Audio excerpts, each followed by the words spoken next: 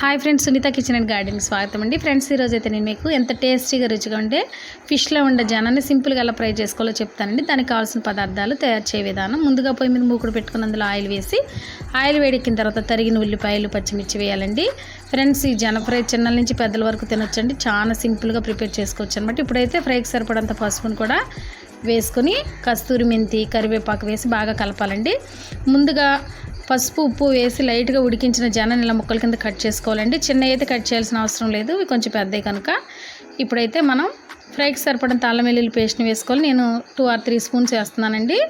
ఇవి కొంచెం వేగిన తర్వాత మనం కట్ చేసుకున్న జనాన్ని ఇందులో వేసి ఫ్రై చేయాలన్నమాట.